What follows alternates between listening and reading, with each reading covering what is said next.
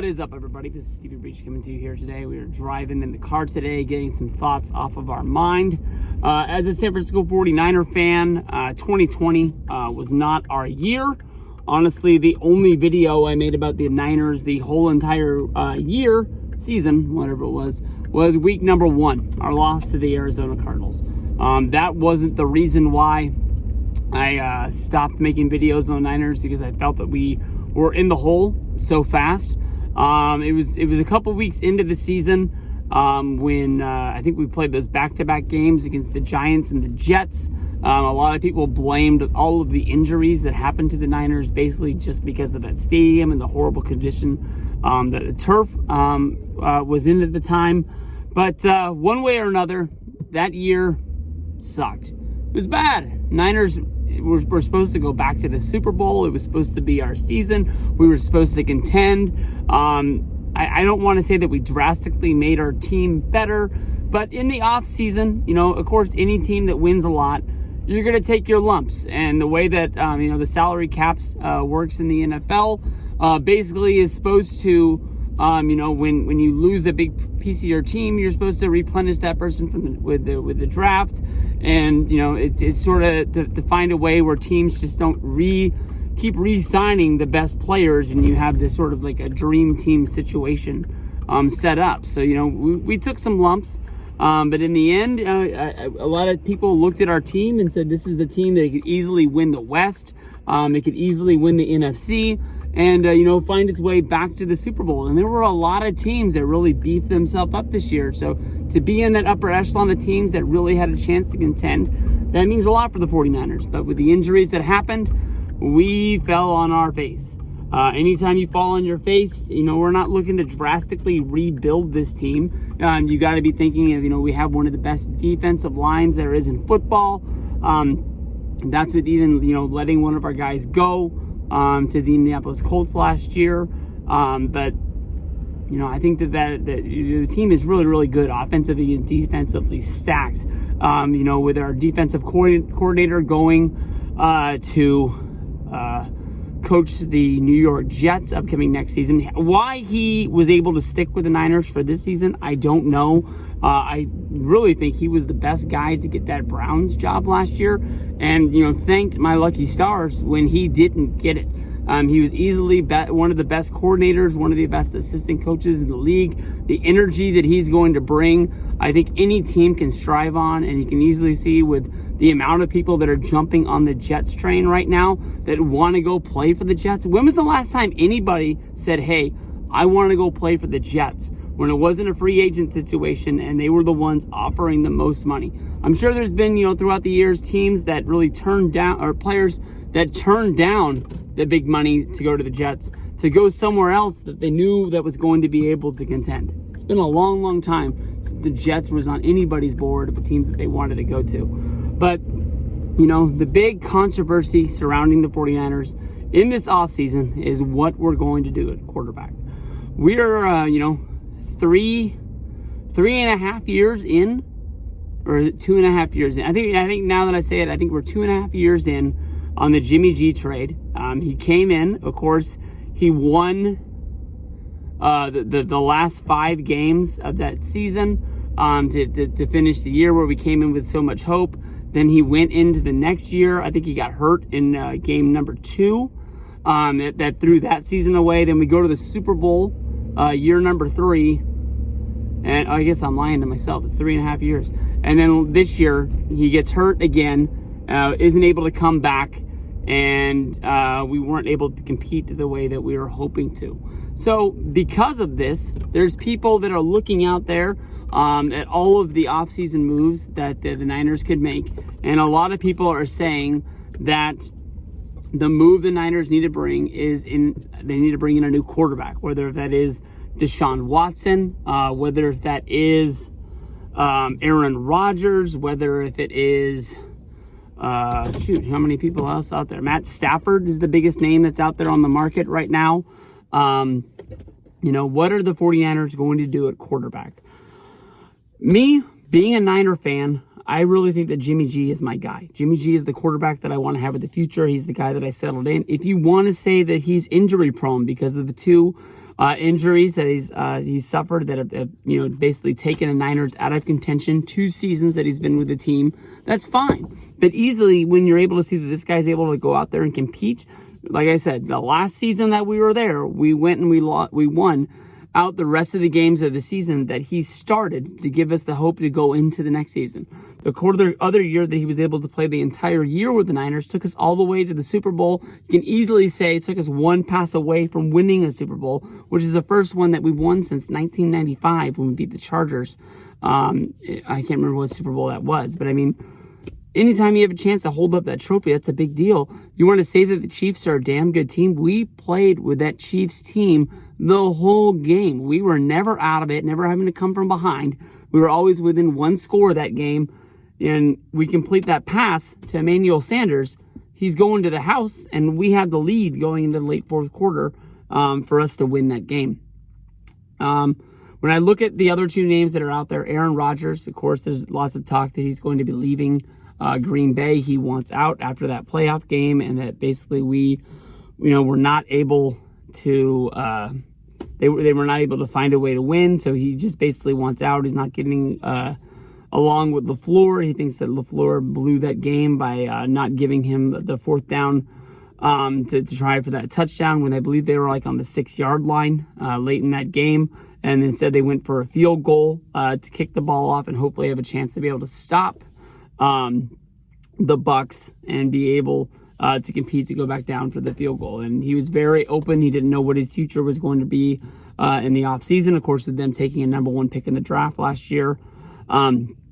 My biggest thing about Aaron Rodgers is, yes, he should have been the Niners quarterback years ago. I love Alex Smith. He had one hell of a career, and the career is still going. He got to play with the Washington football team this season, and I think anybody that sees him coming back from the injury that he suffered when basically he broke his leg and they had to find a way to put it back together and just be able to get on the field, not just play a down, not just play a game, finish the whole season taking them into the playoffs. That's a huge accomplishment for Alex Smith. And one of the things that I think held Alex Smith back was when he came into the league, how many offensive coordinators that he had. Then every single guy that came in wanted to bring a new scheme, and basically he's learning a new system, trying to figure something out, find out what works, find out what doesn't work. And the second you get to the end of the year, you get to the off season to try and work on what you have another playbook shoved in front of your face, and you're going in another direction, trying something new. Of course, the coaching changes, and you can honestly say when you look at those 49er teams back in the day, they weren't that fucking good. But he's not one of the guys we're talking about, so scratch that. But, Aaron Rodgers should have been drafted by the Niners years ago. So if we're going to make a trade to bring Rodgers in, we're going to have to give up assets. Obviously, the Packers aren't going to give up one of the best quarterbacks of all time that still has some gas in the tank, even when they have a guy sitting on their bench that is the quarterback of the future. Even if the future isn't supposed to be now, they're going to want something, even if they have the guy that's going to play for them as of now. So you have to give things up. And then once you have Aaron Rodgers, how much do you really think that he has left in the tank to lead the 49ers? Let's say he has 2 years left, maybe 3. Then what are we doing to look to see who is going to be the quarterback going forward? I think that easily you look at Jimmy G. I think that he should have at least, twice as long. You got to think that, if he's with the Niners, that it's not going to last 6, maybe more years than what it is. And he's been able to show that he's going to be able to compete and move us forward. If we were to lose Jimmy G in any way, if we had to cut him, that there's going to be teams around the league that are going to want to make a move to get this quarterback in. You go back and look at Madden last year. I thought the Madden release, a lot of people said the game sucked. Honestly, the one thing that I like to play on Madden more than anything else is like the career mode where you come in as a quarterback, you go through, I think this year you had to play some high school games, which led to some college games, and that led to you getting drafted into the league. One of the things that sucked about it is to play as a quarterback, they kept on wanting you to change your position because there wasn't very many quarterback jobs that were open like there had been in years past. This year, basically, if you were coming into the league as a quarterback, you hoped that you were on the Bears. Because with Mitch Trubisky, he was the starting quarterback coming in. That was the only guy that was really shaky that you said that you had a chance to play. Anywhere else, if you took a backup job in the league, it's just praying that somebody's going to get hurt to get you the job to be able to go out there and play. But I just think that Aaron Rodgers is one hell of a quarterback. He's had one hell of a career in Green Bay.